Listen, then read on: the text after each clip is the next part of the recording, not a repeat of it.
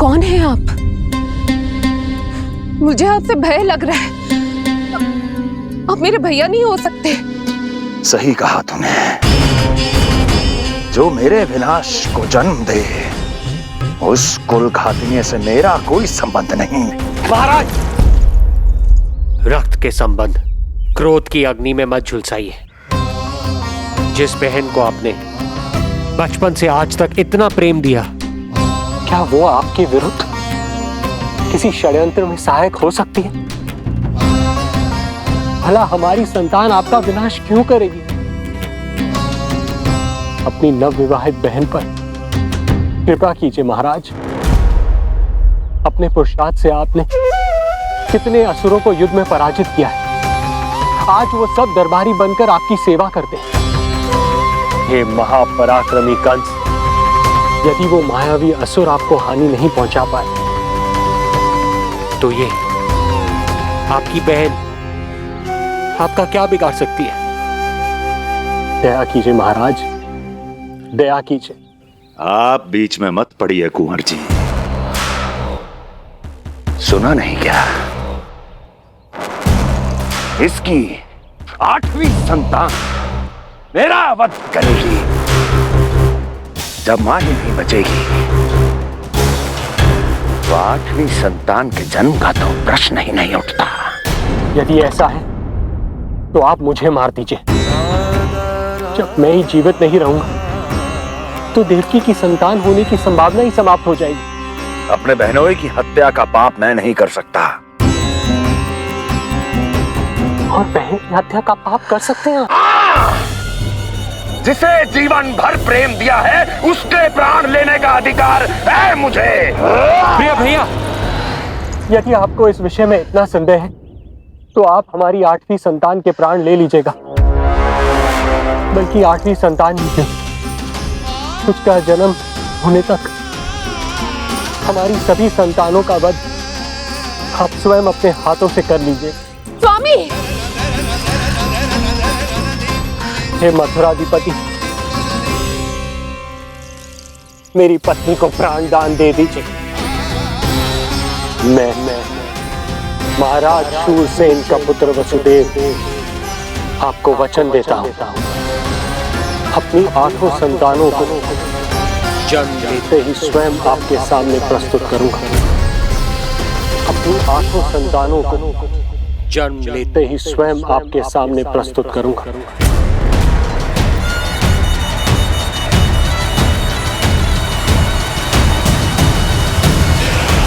बधाई हो कुंवर जी। अपनी पत्नी के प्राण बचाने में आप सफल हुए, किंतु आपकी संतानें इतनी भाग्यशाली नहीं होंगी। वचन स्मरण रहे।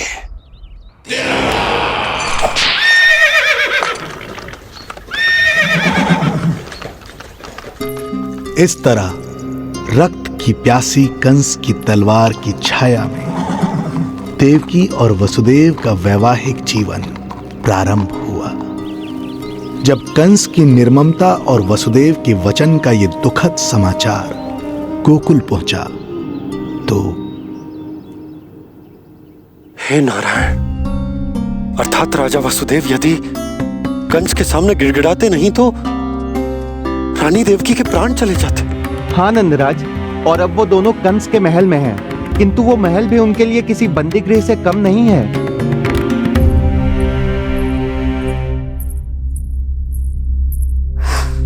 एक भाई अपनी बहन के साथ ऐसा करने की सोच भी कैसे सकता है?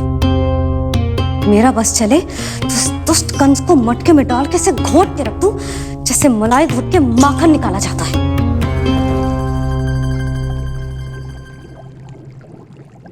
ना, माखन ना, जे कंस तो कीड़ा है। इसे तो पटक पटक के ऐसे मारना चाहिए जैसे कीड़ा निकालने के लिए धान के गट्ठर को पटका जाता है।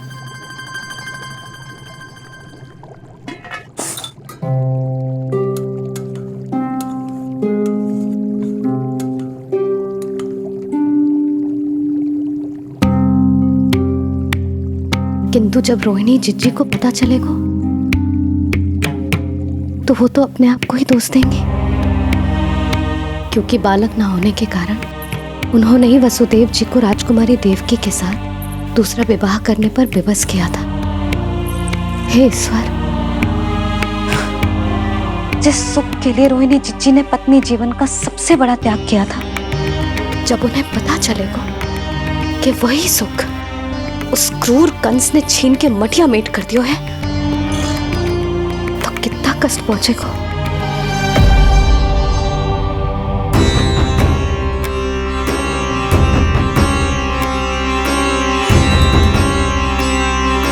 रोहिणी जीजी,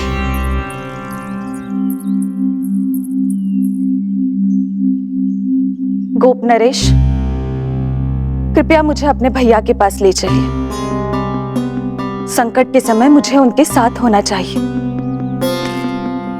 किंतु भाभी, पता चलो है वसुदेव भैया और देवकी भाभी कंस के महल में कड़े पहरे में रखे गए। पति पत्नी एक दूसरे का संबल होते हैं।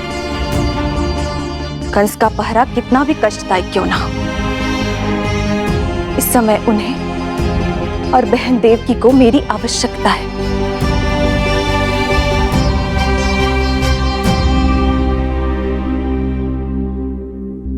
ये मेरी विवशता है कि यादव कुलदीपक होकर भी आपको इस महल में बंदियों की तरह रहना पड़ रहा है,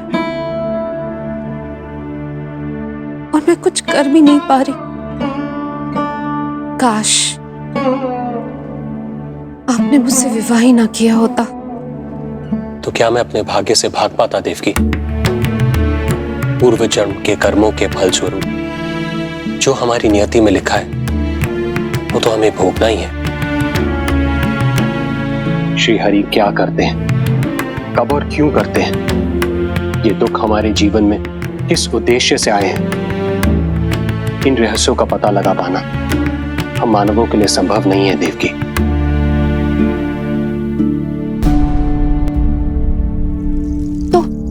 तो फिर चलिए यहां से भाग चलते हैं, कहीं ऐसे स्थान पर जहां भैया की छाया भी हम पर ना पड़ सके।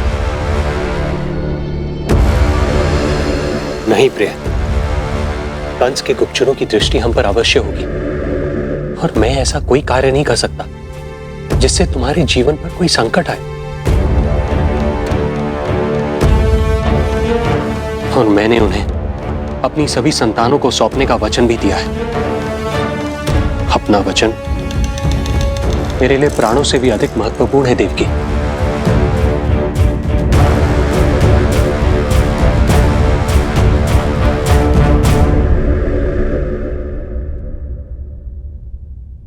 राजन, राजकुमारी, गोकुल से रानी रोहिणी और गोपराज नंद पधारे हैं।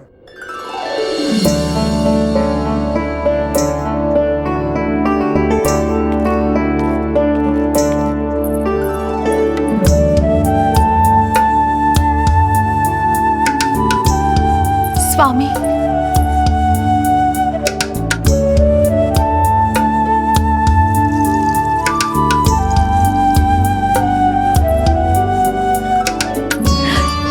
बहन, दीदी,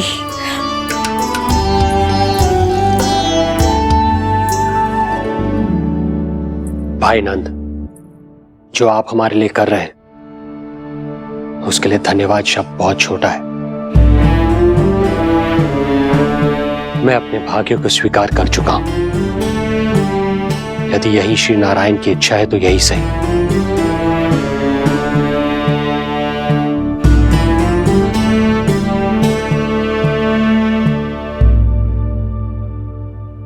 भाई नंद, इस समय मथुरा का वातावरण अनुकूल नहीं है, आपको जाना चाहिए। यशोदा भाभी भी चिंतित हो रही होंगी, उनसे कहिएगा हम यहां सुरक्षित हैं अभी तक।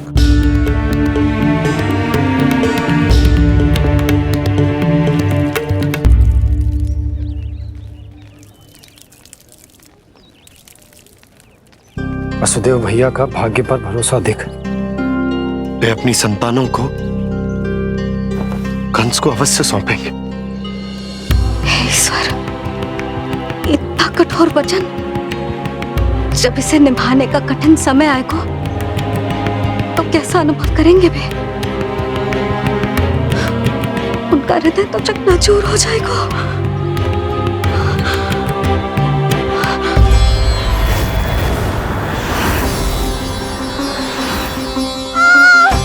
सब्र करो, सब ठीक हो जाएगा। देवकी, मैं महाराज शूरसेन का पुत्र वसुदेव आपको वचन देता हूं, अपनी 8 संतानों को जन्म देते ही स्वयं आपके सामने प्रस्तुत करूंगा।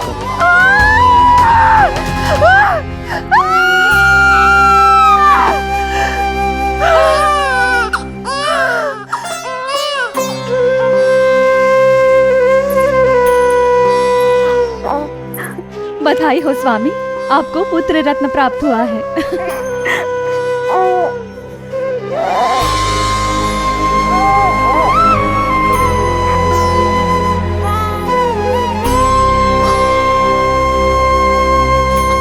महाराज को पता चला तो क्या होगा?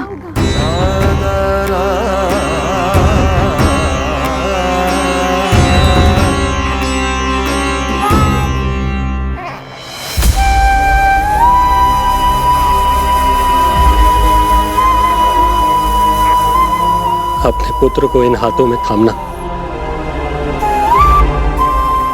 कितने वर्षों से इस पल की प्रतीक्षा कर रहा था मैं, और आज जब यह पल आया है, मेरी आंखों में दुख के आंसू हैं। एक पिता जब प्रथम बार अपनी संतान को गोद में उठाता है तो सबसे पहले यह सोचता है कि उसे क्या नाम दूं, उसका सुनहरा भविष्य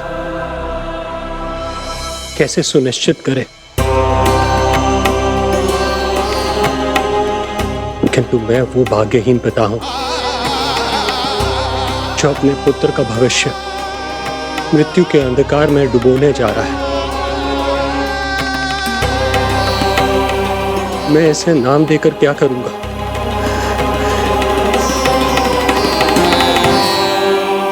क्या आपके वचन का महत्व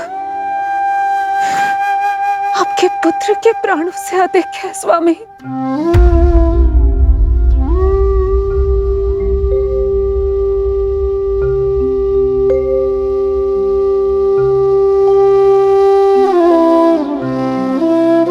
श्री नारायण का दूसरा नाम सत्य होता है देवकी। तुम ही कहो, मैं श्री नारायण से विमुख कैसे हो जाऊं? मुझे अपना वचन निभाना ही होगा। हृदय के टुकड़े टुकड़े क्यों ना हो जाए, मुझे इसे कंस तक ले जाना ही होगा।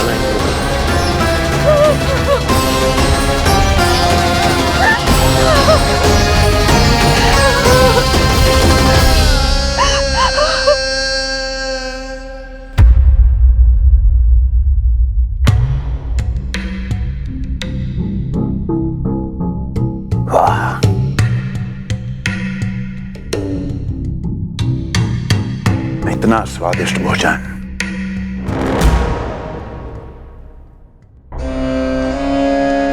किसी विशेष इच्छा की पूर्ति के लिए मुझे सम्मोहित तो नहीं करना चाहती?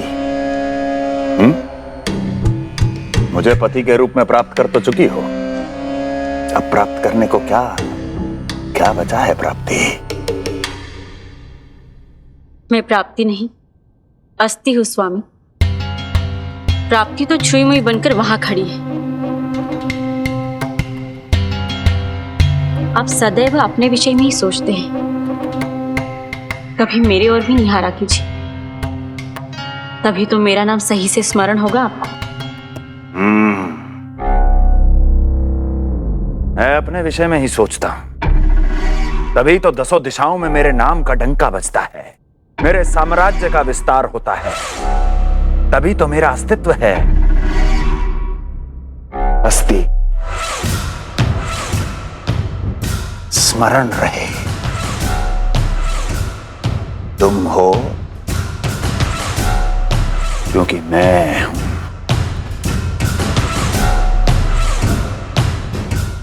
वन में यदि सिंह न हो तो उसके आश्रिति पर गीदड़ भी आक्रमण कर देते हैं। सिंह कभी अपने शत्रु को एक क्षण भी जीवित नहीं छोड़ता महाराज। आपने तो छोड़ दिया देवकी को। सिंह नहीं, आप वो गाय हैं जो अपनी कसाई से अथाह प्रेम करती है।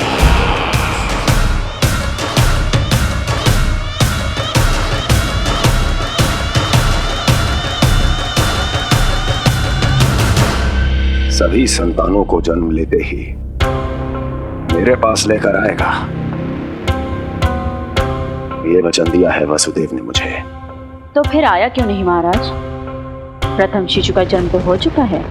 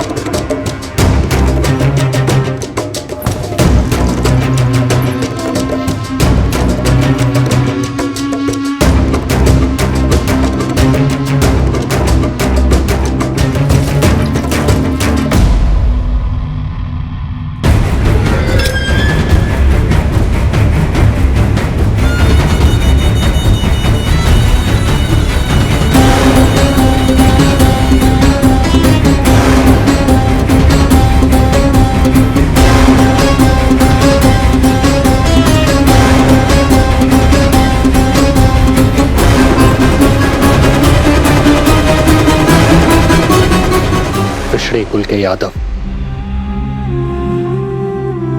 अपना वचन मिथ्या नहीं होने देते महाराज।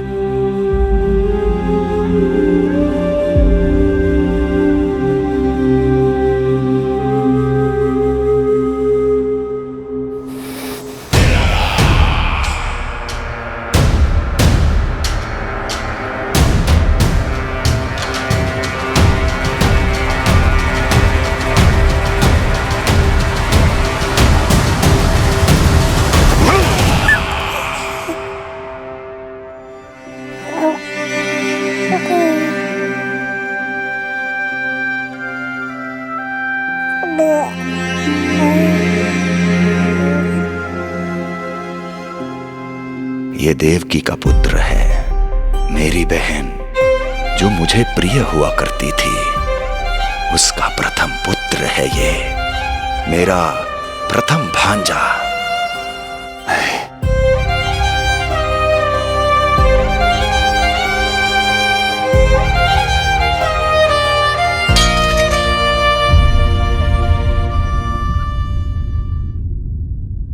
इसे वापस ले जाइए कुंवर जी।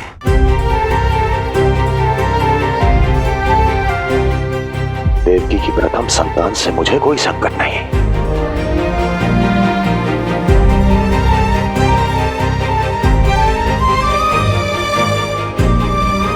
और आपको क्या लगता है कुंवर जी कि मैं कोई राक्षस हूं क्या?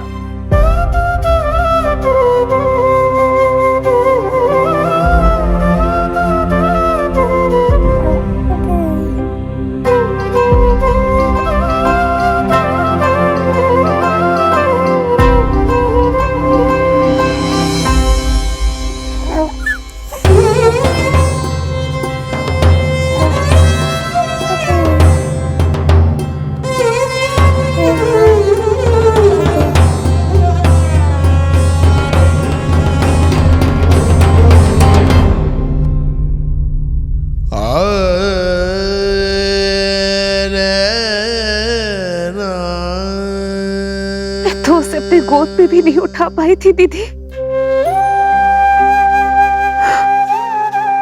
उसका वो सुकुमार मुख मेरी स्मृति से जा ही नहीं रहा। सुमधुर रुदन अभी तक मेरे कानों में गूंज रहा है। मैं तुम्हारी पीड़ा का अनुमान लगा सकती हूँ देवकी। मैंने उसे जन्म नहीं दिया था, फिर भी मेरे कान अभी तक उसके रुदन की ध्वनि सुन रहे हैं। क्योंकि ये अपनी माओ को पुकार रहा है। तुम्हारे भैया ने हमारे पुत्र को प्राणदान दे दिया है देवकी।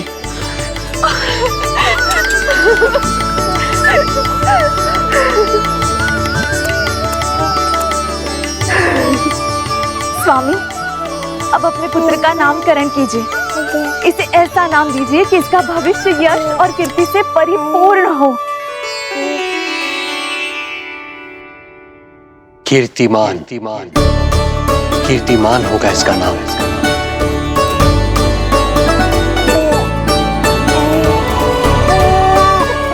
कीर्तिमान।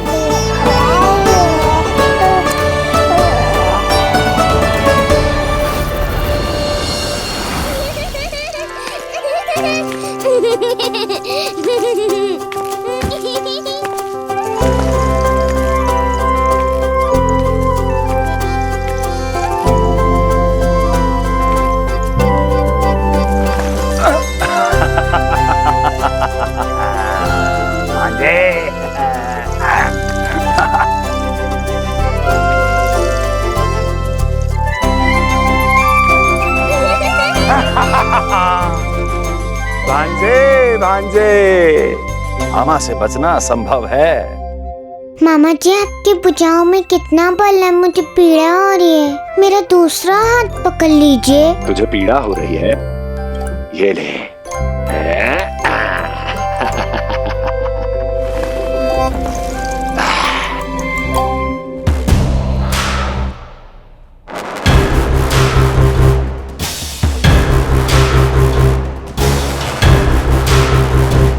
नारायण नारायण। मामा जी मूर्ख बन गए, मामा जी मूर्ख बन गए, मामा जी मूर्ख बन गए। इतना दुस्साहस! जा खेल। अब मामा जो है देवर्षि के साथ मंत्रणा करेंगे। जा खेल।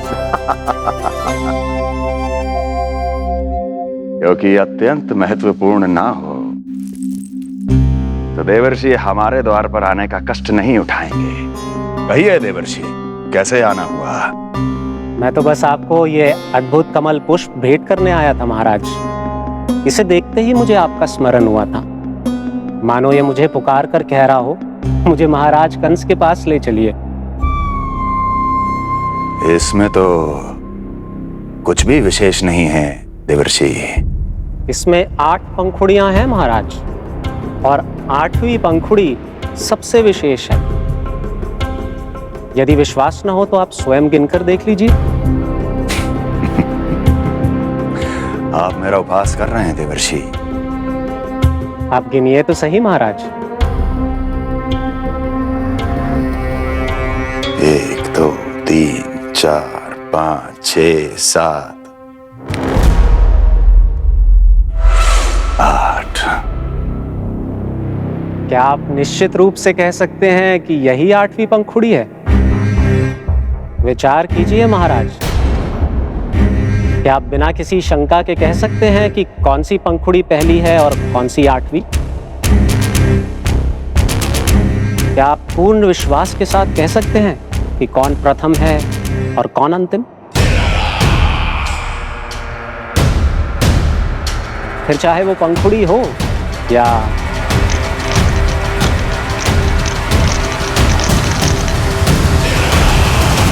सावधान करने के लिए धन्यवाद देवर्षि। कंस के साथ धोखा करने वाले को अति भीषण दंड मिलेगा। भविष्य में ऐसी कल्पना मात्र से ही मेरे शत्रु भय से कांप उठेंगे। मथुरा नरेश, मैं तो मात्र पंखुड़ियों की बात कर रहा था। यदि आपने कुछ और समझ लिया है तो उसका उत्तरदायित्व मेरा नहीं है। नारायण नारायण।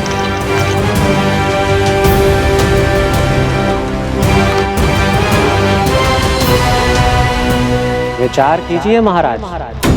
क्या आप बिना किसी शंका के कह सकते हैं कि कौन सी पंखुड़ी पहली है और कौन सी आठवीं?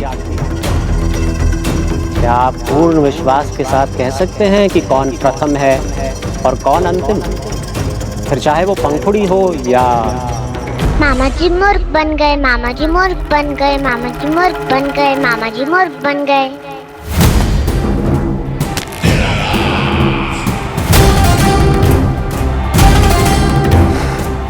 कंस को कोई मूर्ख नहीं बना सकता। कीर्तिमान। जी मामा जी। क्रोध काम लोभ मद मोह मत्सर, क्रोध काम लोभ मद मोह मत्सर, क्रोध काम लोभ। मामा जी मुझे दर्द हो रहा है।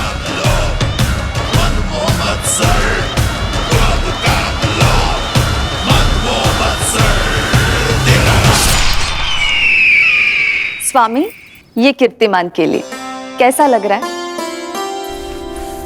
ये लीजिए स्वामी।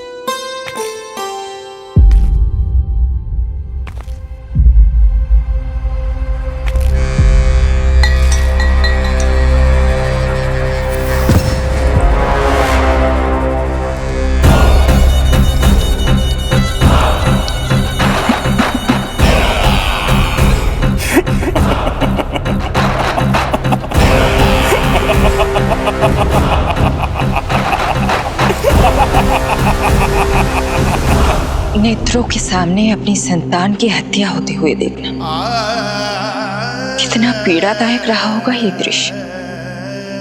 किंतु प्रभु, यदि देवर्षि नारद कंस के हृदय में संदेह का बीज न बोते तो कंस ऐसा कभी नहीं करता। तो फिर उसे उकसाए ही क्यों देवर्षि ने? आप भूल गए देवराज, समस्त संसार में जो भी होता है मेरी इच्छा अनुसार ही होता है। यही प्रश्न नारद ने भी मुझसे पूछा था।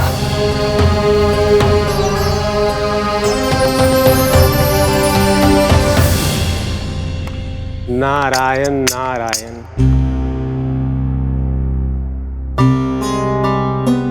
छोटे से बालक की इतनी निर्मम हत्या और माध्यम बना मैं।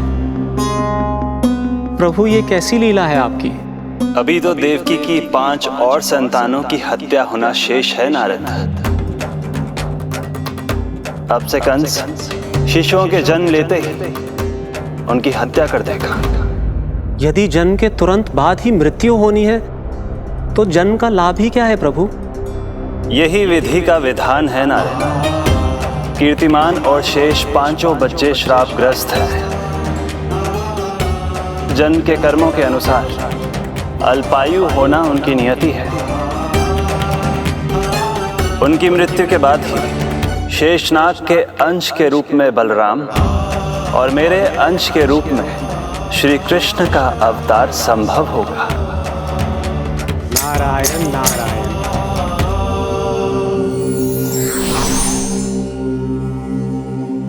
देवकी के पुत्र एक के बाद एक जन्म लेते रहे और उनकी हत्या कर कंस अपने पापों की संख्या में वृद्धि करता रहा। नहीं! मत मारो! मेरा पुत्र! मेरा पुत्र!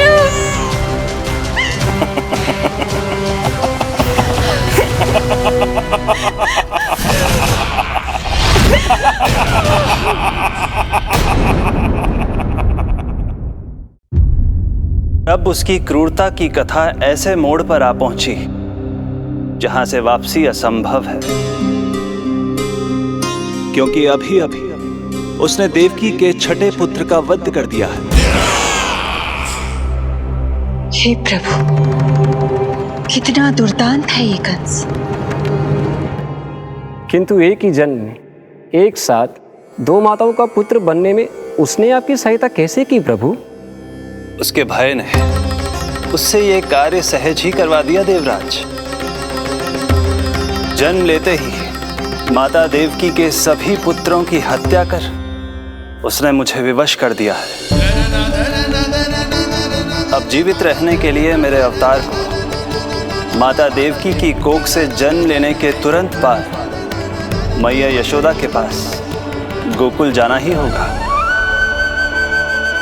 और इस प्रकार कंस के कारण एक ही जन्म में दो माताओं का पुत्र बनने का आपका वचन सत्य सिद्ध होगा। आपकी लीला अपरंपार है प्रभु। आप सब अब निश्चिंत होकर जाइए। मेरे अवतार के जन्म होने की घड़ी अब निकट ही है। हम धन्य हुए प्रभु। हम धन्य हुए प्रभु।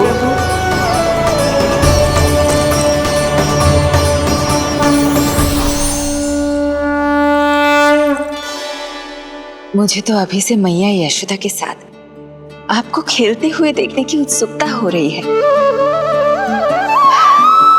उनकी प्रवृत्ति कितनी निराली है।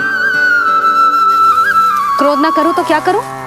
देखिए इसकी सतानी, फिर चला गया सुलक्षणा के बगीचे में फूल खाने। और आपको तो पता है ना सुलक्षणा का, इतनी सी त्रुटि हो जाए पूरे गांव में बखान करने में कोई कमी ना रखती। और जे की अरे जब ग्वालिनों को पता चलेगा तो क्या कहेंगी? यही ना कि जसोदा अपने बच्चे को खाना ना देती, भूखा रखे है। सुनो जी, मैं तो कहती हूँ अब ब्याह करा देते इसका। अब वो ही ध्यान रखेगी इसका। केवल पत्नी सुधार सकती है तुझे। तुम इसके बारे में बात कर रही हो कि मेरे बारे में? नहीं, वैसे सारे गोकुल वाले यही कहते हैं कि हमारे घर पर तुम्हारा ही राज चलता है। हे नारायण, ये परिहास की बात है क्या? मैं इतना दबा के रखती हूँ क्या आपको? यशोदा, हास की बात थी। रामू के कारण मुंह से निकल गई।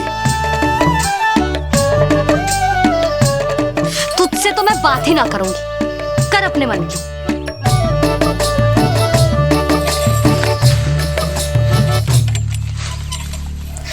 पता है तुझे कितना क्रोध आता है जब तू ऐसे बिना बताए घर से चला जाता है। प्रेम है जे मेरा, चिंता है मेरी।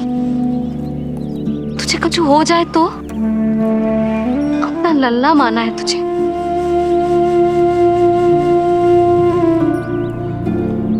मेरे भाग्य में तो मां बनना लिखो ही ना है।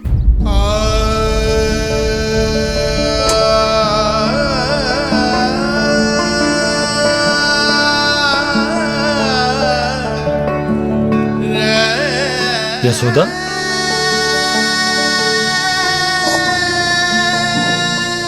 आपको पता है, जब मैं छोटी थी इसके जैसी चंचल थी।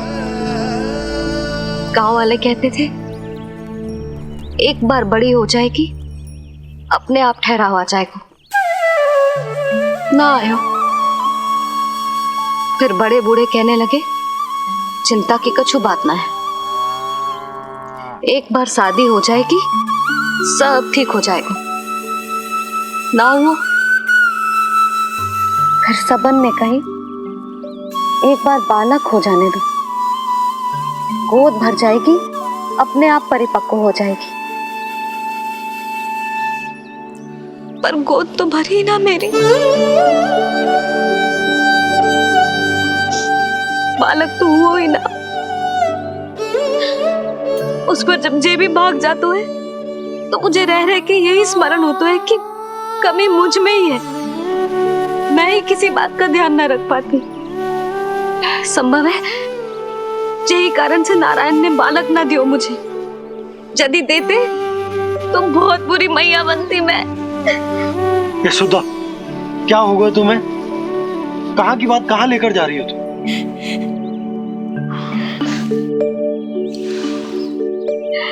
बालक अवश्य होगा हमें, और बहुत अच्छी मैया बनोगी तुम। बस नारायण सही समय की प्रतीक्षा कर रहे हैं। मेरी तो ना सुन रहे बे। आप ही कह दियो उनसे, अब और प्रतीक्षा ना होगी मुझसे।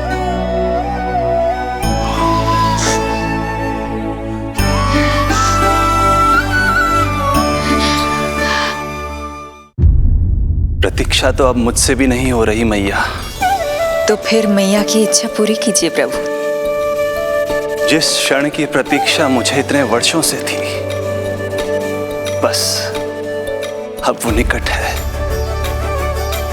किंतु प्रभु, आपको तो माता देवकी का 8वां पुत्र बनकर जन्म लेना है, तो फिर 7वां पुत्र? धीरज रखिए, धीरज। आपको तो ज्ञात ही है, मेरे यहां देर है, अंधेर नहीं।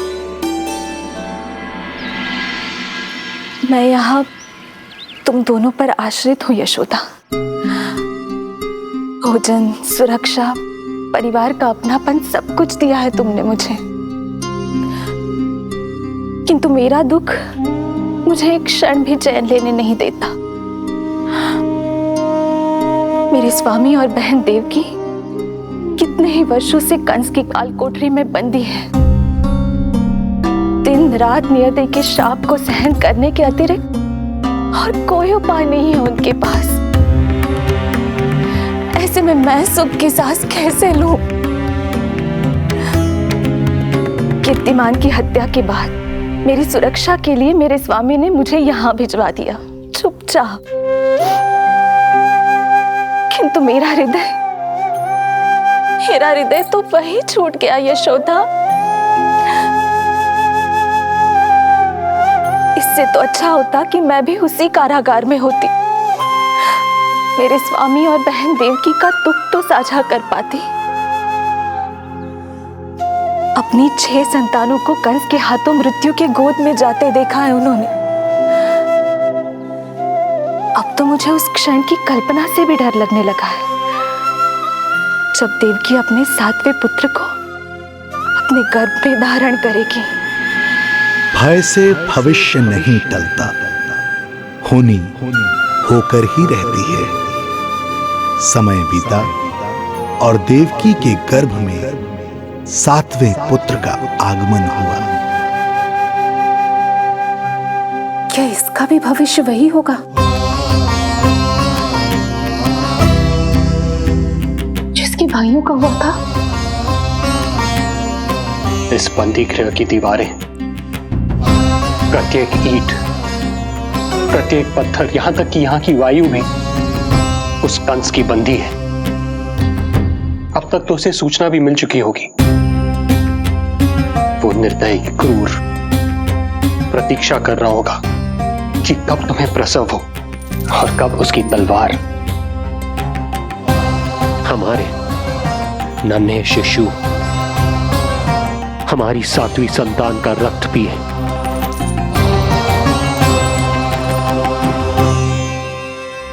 दुर्जन, तुम देवकी की कालकोठरी के बाहर स्वयं उपस्थित रहोगे, प्रत्येक पल 8वां प्रहर। जैसे ही शिशु पहली श्वास ले, तुम मुझे सूचित करोगे। अवश्य महाराज, आज्ञा दें।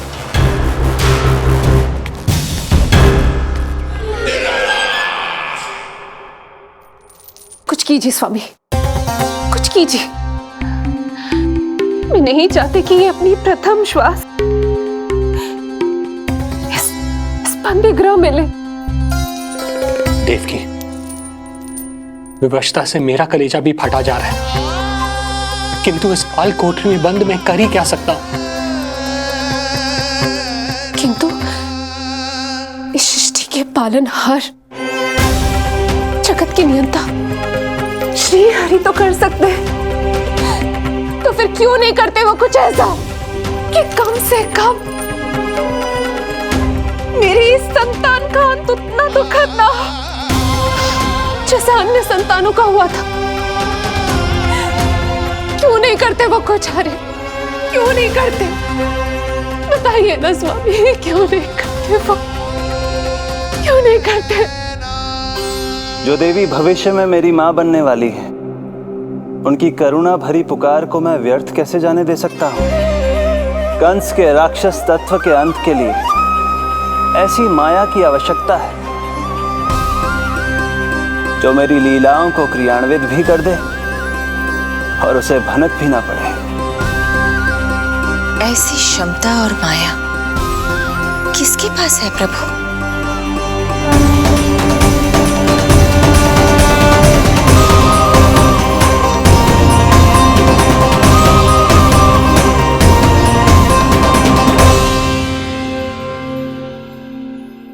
ओम नमो आकर्षिणी ज्वाला मालिनी, ओम नमो भगवती क्लेशनाशिनी।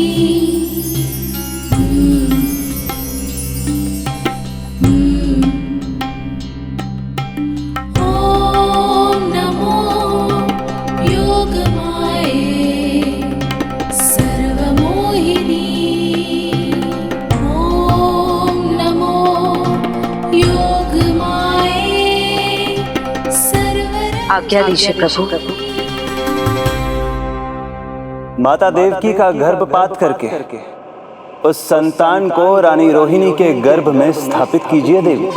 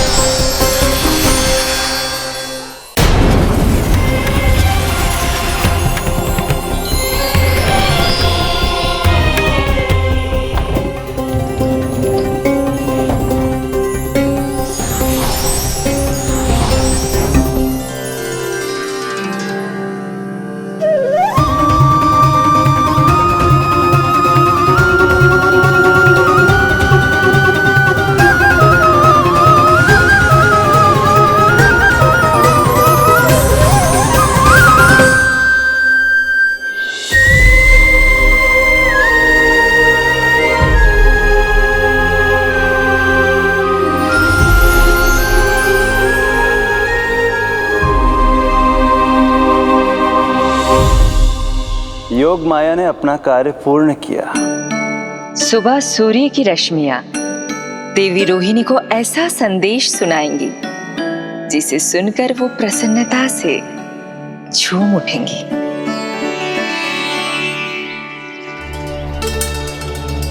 यादव कुल के नए राजकुमार के आगमन पर बहुत बहुत शुभकामनाएं रानी।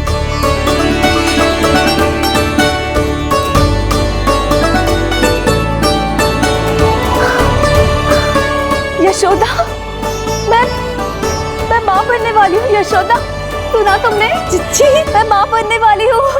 मैं माँ बनने वाली हूँ यशोदा। अरे संभाल के जीजी चिकार कर रही हो। बधाई हो चिच्ची, बधाई हो, बहुत बहुत बधाई हो।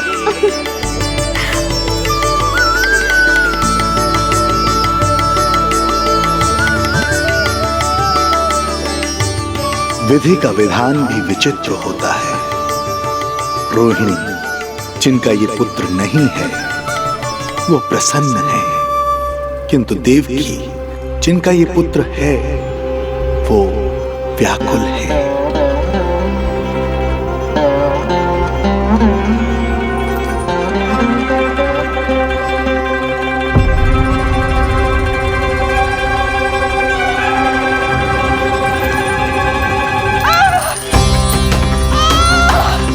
क्या हुआ देवकी? तुम ठीक तो हो? स्वामी, स्वामी मेरा पुत्र, स्वामी हमारा पुत्र चला गया। स्वामी हमारा पुत्र चला गया। धीरज धरो देवकी, संभव है यही श्री हरि की इच्छा हो। किंतु मैंने उनसे ये तो नहीं मांगा था ना स्वामी। मैंने कहा था हमारा पुत्र यहाँ श्वास न ले, इसका ये अर्थ नहीं था। क्यों किया नारायण ने ऐसा? क्यों किया?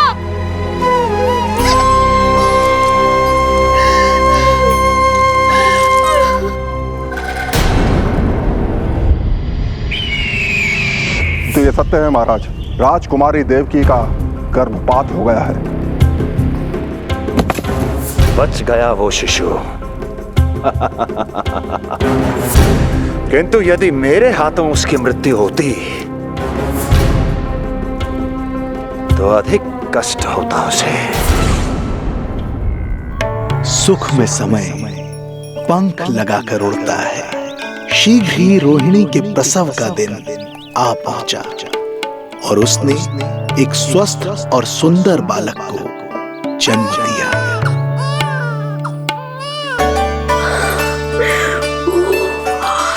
लो जिज्जी, संभालो अपने लल्ला को, जी भर के निहार लो इसे।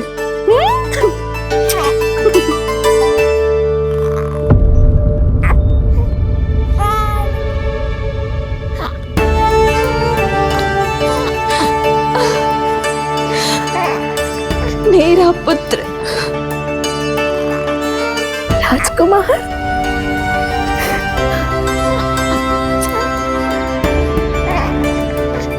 अच्छा जीजी, मैं तनिक इनको भी सूचना देकर आती हूँ। वसुदेव भैया तक भी तुझे शुभ समाचार पहुंचाना है। राजकुमार कौन है? हाँ, गोकुल का राजकुमार है। हाँ, गोकुल का राजकुमार है मेरा बच्चा। बल तो इतना है कि पूछो ही मत आप। एक बार उंगली पकड़ लेना तो उसके बाद छुड़ाना अत्यंत कठिन हो जाता है। और दृष्टि ऐसी कि एक बार में मन मोह ले। भगवान श्री राम की भांति सबको प्रसन्न रखतो है। बस तो फिर उसका नाम बल राम रखना। तो फिर उसका नाम बल राम रखना। देवकी, बधाई हो, तुम छोटी मां बन गई। भैया, आप दोनों कछु चिंता न करियो।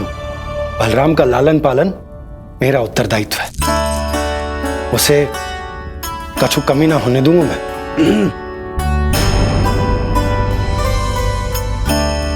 मुझे चलना चाहिए।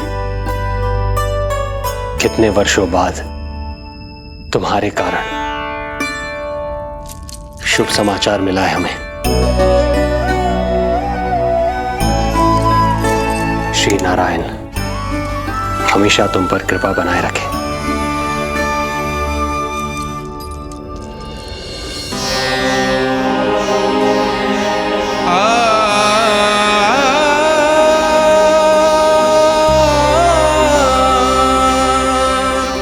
आपको बहुत बहुत बधाई हो स्वामी।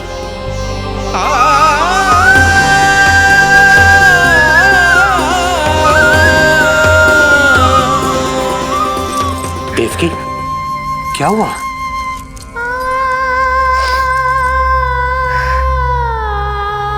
कुछ नहीं। रोहिणी दीदी ने हमको वो सुख दे दिया जो मैं कभी ना दे सकी। उन्होंने आपको संतान दे दी, किंतु मैं देवकी,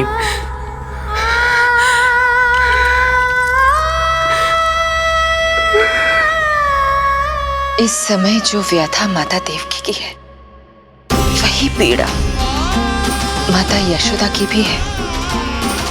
माता देवकी की ममता अपनी सभी संतानों को खोने की वेदना से त्रस्त है, तो माता यशोदा की ममता संतान ना होने के संताप में झुलस रही है।